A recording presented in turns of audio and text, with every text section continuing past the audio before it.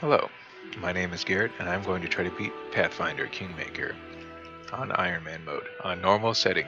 And when I say normal, I mean level playing field, none of that weak business. Um, I was gushing over the classes. I'm going to try to wrap that up this episode, show you the deities, make a guy start the game. We've got like dozens of hours ahead of us before I even become, like anyone worth making note of, level 5 or 6.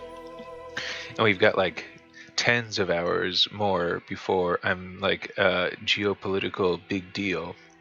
And I think we've got hundreds of hours until I'm, let's say, like approaching, demigod status or whatever. Um, it's a thing, and that's like the draw is the escalation of the scope. You start up as a schmuck trying to make a name for himself, and from what I can tell, it escalates to like I said, geopolitics, owning a nation and wielding and directing its power and its people. What fun! Um, a lot of people have fun watching this on like TV, but I want to do this, and this is like the closest thing. So I'm so happy to give it a shot. Druid, fighter, no magic, choppy chop. Check it out. I want to do this one level. It's so nimble, it's so dually. This is like a Wakasashi. It just fits perfectly with what I want to do, which is also cast magic, but it won't deprive me of level 9 spells. It'll just shatter the perfection of an otherwise untouched, pristine mage class. But I was going to shatter that perfection anyway with a prestige class, so no biggie. If you don't understand that, I think you do. Sorry, I ate a really tasty cookie. Apologies. If you don't understand that, I think you do. I'm talking about class building. This is a role-playing game, and in some games, I'm thinking like Final Fantasy. It's the year 2020, back in like the 90s or whatever. Early Final Fantasy games would come out, little 16-bit games that were hardly even perceivable as like people and events by our standards now. Um, and you would just be given a person. They would already have their attributes that would, determine how they performed in a somewhat randomized, scenario. Um, and so now in the Western world, a lot of times I found the the inspiration was wargaming, like I said, and in terms of the single person storytelling element, I feel like in many cases it's been choose your attributes, choose your persona, and then we try to shape the game to fit that. There have been plenty of adventure games made in the West that have been more in the Japanese style, but I feel like this is the style that I know and prefer, and that really makes the money, and that to a degree caught East Asia's attention, and we got to see it kind of get lovingly copied and transformed, and now we're having to take some inspiration, I find, in some regards, artistically um, or in terms of rules, mechanics, etc. Man, what a digression. So you got fighter types, you got caster types, you got in-betweens. Inquisitor is a divine in-between. A little bit of fighting, not as much as a paladin. A little bit of casting, not as much as a cleric. Way more utility, way more skills. Check it out. Whoosh, way more. Like more than the bard almost. They're like the bard of divinity or whatever, of the divine. And a magus is like a bard or inquisitor of the arcane. A limited class skills, but has the ability to wield a sword and cast magic without incurring attacks of opportunity. If you saw this grinning dope incanting a spell that was going to set you on fire and you were within punching range, wouldn't you punch him in the face? You would. And it would be so easy that you would follow up with the punch that you were going to give him anyway for being so close to you. And that first punch you took to shut him up while he was trying to cast that spell was called an attack of opportunity. And a wizard can incur that. Look at this nerd. He can totally incur that casting a spell. Uh, but a magus is sacrifices his like overall, he can't cast level 9, 7, 8, or 9, but he's a bit of a better fighter. He's not quite the slap fighter that the wizard is, or the sorcerer by comparison. How do the wizard and sorcerer different? The wizard has to kind of memorize the spells they're going to cast in a day. It's a weird made-up rule set. They kind of have to visualize the spells they're going to be able to perform in a day before they begin their day or whatever, or before they go to sleep, not sure. So wizards have that weird concept to work with. Sorcerers, it's more like you get to cast 6 spells in a day. You know like 4 spells, and you can choose any one among them as many times as you want, until you run out. So it's more like you have a pool, like you have 6 MP or something, and you can only cast spells, and they each cost 1 MP. Like, think of it that way. So that's like a simplified thing, but the trade-off is you're supposed to have inherited your magic from some powerful entity like a demon or an angel or a dragon, and so your power comes intuitively. It comes through force of personality, force of persona, charisma, and it's not quite. I don't want like the Clark Kent Superman. We're not your real mom and dad Clark. We found you in a spaceship. I'm looking for more of a kind of rags to riches story revolving around a dude who just had what it took. It's supposed to be sort of a, you kind of fought or worked your way to prominence. So my class combo is going to be messy, inefficient, and a little boring, but it's going to have what I want. It's going to feature what I want, and I think it's going to come in a nice package. You'll root for him until he dies, and then you'll be heartbroken, and won't it be great? So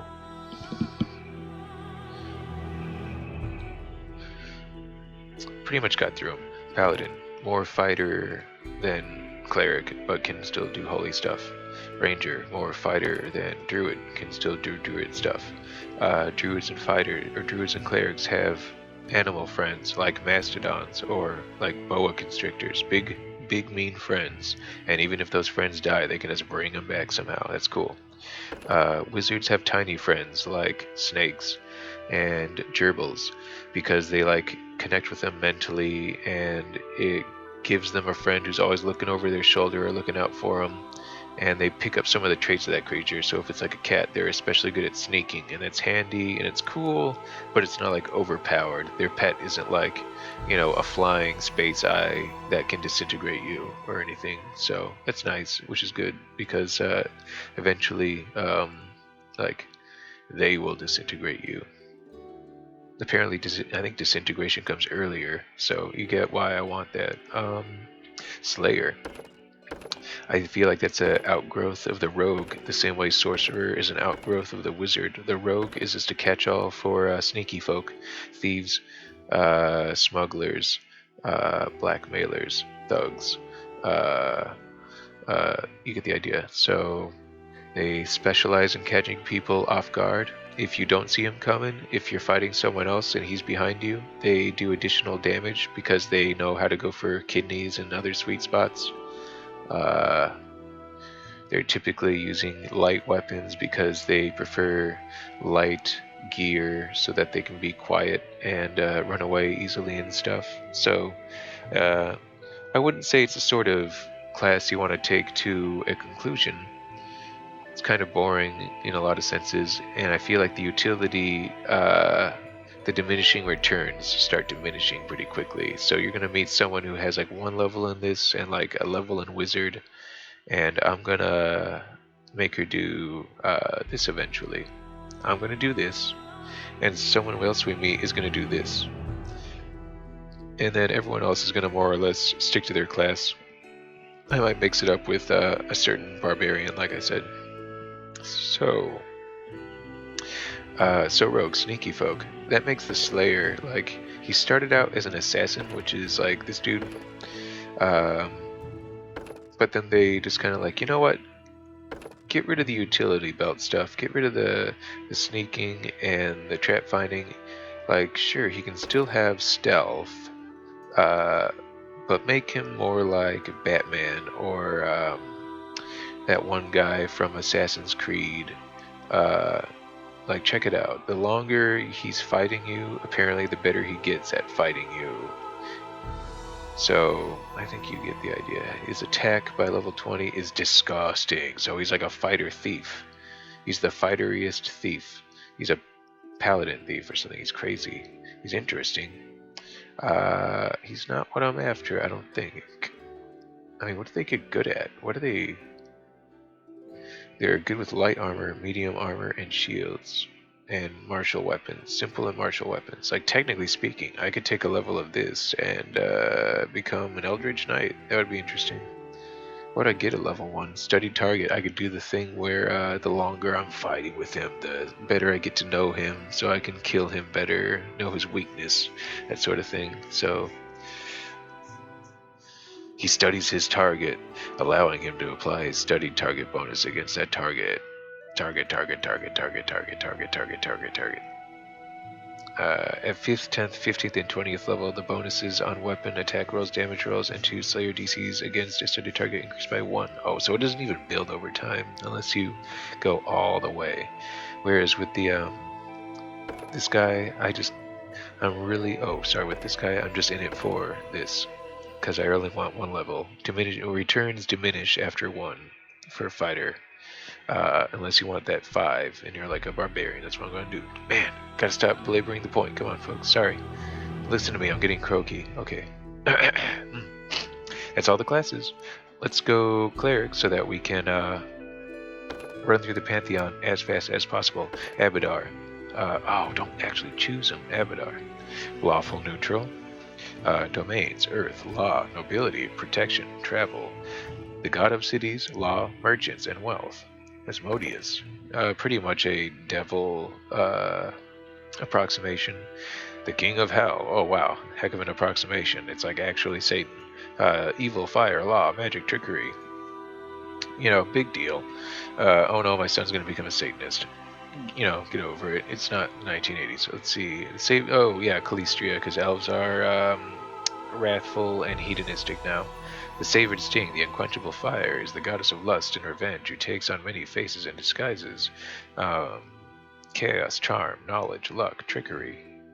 Caden Kalen, just a drunk, swashbuckling rogue of a guy who stumbled into godhood. Good for him. Chaos, charm, good, strength, travel. A lot of chaotic gods. Desna, good. Domains, chaos, good, liberation, luck, travel. Erastil. I don't have to select him, Garrett. I gotta scroll with you? I gotta right click you and then scroll. Domains, animal, community, good, law, plant. He's like pre-agriculture, nomad, druid god. Gorum is like Crom, war god. Chaos, destruction, glory, strength, war. He's not good or evil, he's just war. Gozra. I think water goddess, yes. Air, animal, plant, water, weather. And Girona, chaos, destruction, evil, madness. Angry hag. She's like, yeah, like witch goddess. Like she has the best covens. Iomide, like paladin lady goddess ascended to godhood like 900 years ago. Good for her. Hirori, monk god, kung fu god, Bruce Lee god. That's a cool idea. Nethys, mage, like wizard god, went crazy, split into 2 personalities. One side totally down to protect and analyze everything. The other side totally down to kill everything. Too bad. Don't like him. Norgorber, like assassin god, killed his way to godhood. He is not Baal, Lord of Murder. You are not one of his children. It's a reference to Baldur's Gate. Pharasma, neutral, goddess of death. Rovagog, evil planet-eating god trapped within the core of the world, probably gonna get out one day and eat it all up. Saren Ray, anti-Satan, like good angel goddess. If people can become gods, then angels can become gods, I guess. Shellin, goddess of arts and crafts. Torag, dwarf god. Urgathoa, zombie god. Zan-Kuthan, bad guy god. There you go. How much time is left? Like 5 minutes. So I'm gonna do this because I want to have fun. He looks like he's wearing leather. This is as leathery as I can get until I, learn how to actually wear armor. I'm gonna wear like deep dark purple, I think. Green might be better. Yeah. Ooh.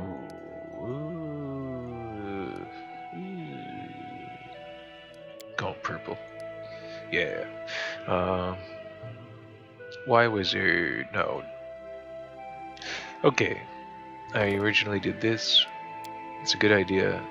I don't normally like lizards, but if you have a lizard as a pet, it makes your skin like harder. That's cool.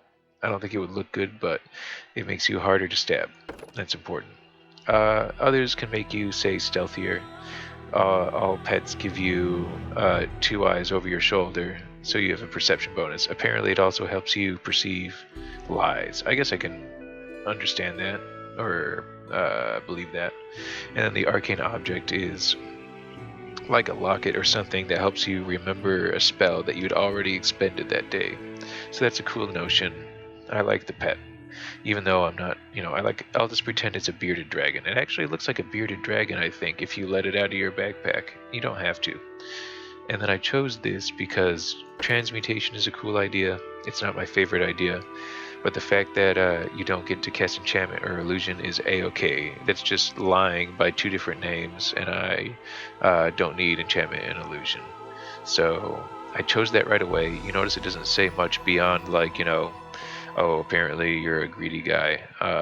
Whatever. They just chose emotional impulse as some kind of universally shared experience to form a reference point for their like faux scientific magical studies or whatever.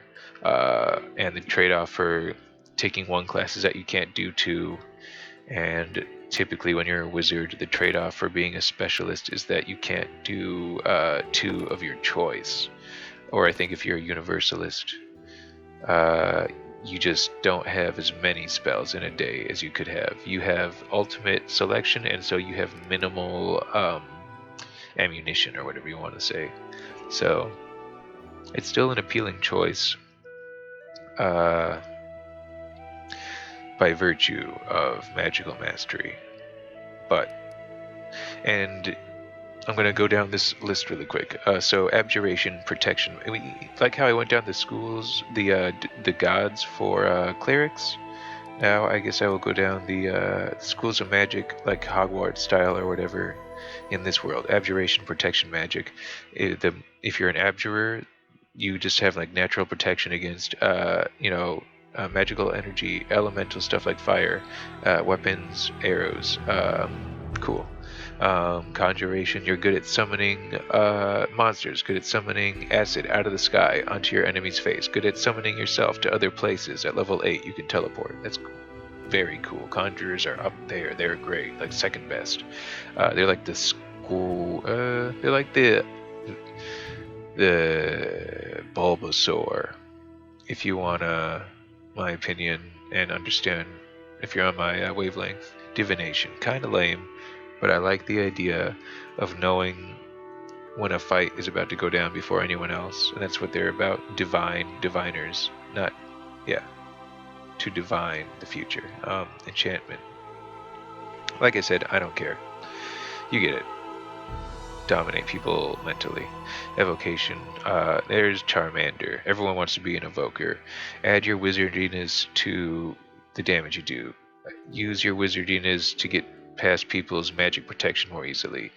You have like a magical 6-shooter. You're gonna shoot people with force missiles without uttering a syllable all the time, and you can create protective walls of energy made of fire or cold or electricity and stuff.